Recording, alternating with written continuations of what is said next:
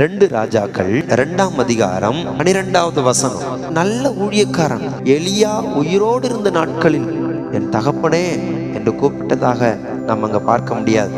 தலைவனாக பார்த்தார், ஆனா தகப்பனாக பார்த்த அனுபவம் எப்பொழுது? ஒரு பிரிகிற நேரத்தில். ஊழியர்களை இழந்து போய் விடாதீர்கள். நல்ல ஊழியர்களை இழந்து போய் விடாதீர்கள். தேவனுக்காக பணி செய்கிற மனிதர்களை இழந்து போய் விடாதீர்கள். தேவனுக்காக நிற்கிறோம் என்கிற மனிதர்களை இழந்து போய் விடாதீர்கள். எலிசாவுக்கும் அப்படிதான் நடக்குது. அதே 2 ராஜாக்கள் 13:14 பாருங்களேன். இஸ்ரவேலின் ராஜாவாகிய யோவாஸ் அவன் மேல் விழுந்து அழுது, என் தகப்பனே, என் தகப்பனே, இஸ்ரவேலுக்கு ரதமும் குதிரை வீரருமாய் இருந்தவரே என்றான். எலிசாவை குறித்து எந்த நிலைமையில் சொல்லப்பட்ட வார்த்தை இந்த வார்த்தை? அவருடைய மரண நேரத்தில். நல்லா கவனிங்க. உண்மையாகவே பெரிய அடைக்கலமாக, தகப்பனாக, தலைவனாக, அரணாக, நம்பிக்கையாக அவர்கள் வாழ்ம்போது நினைத்திருந்தாலும் அவர்களை குறித்து நினைத்து பார்க்கிற நேரம் எது தெரியுமா? மரிச்சு போகிற நேரம். கொஞ்சம் நினைச்சு பாருங்களேன். அது இரட்டிப்பான வரம் பெற்ற எலிசாவா இருந்தாலும், தேசத்துக்கே ஏன் 10 கோத்திரங்களை அரசாண்ட ராஜாவா இருந்தாலும் அவர்கள் சிந்திக்கிற நேரம் எது?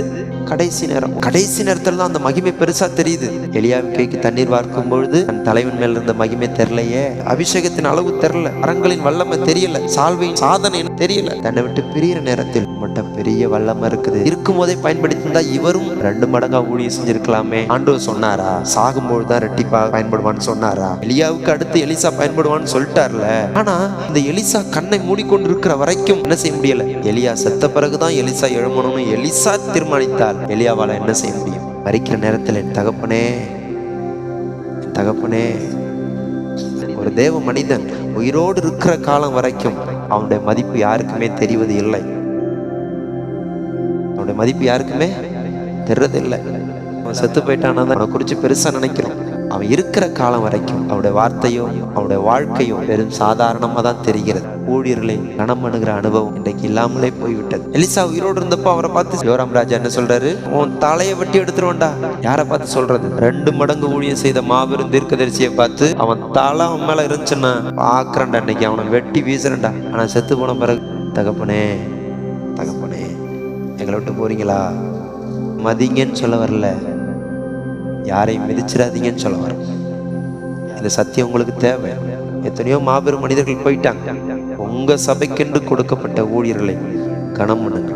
உங்க சபைக்கென்று கொடுக்கப்பட்ட ஊழியர்கள் மேல் கவனமா இருங்கள். அதே 2 ராஜாக்கள்ல 2:23 பாத்தீங்கன்னா அவரை பார்த்து கிண்டல் பண்றாங்க. மொட்டை தலையா, நீ மொட்டை தலையா அப்படின்றாங்க.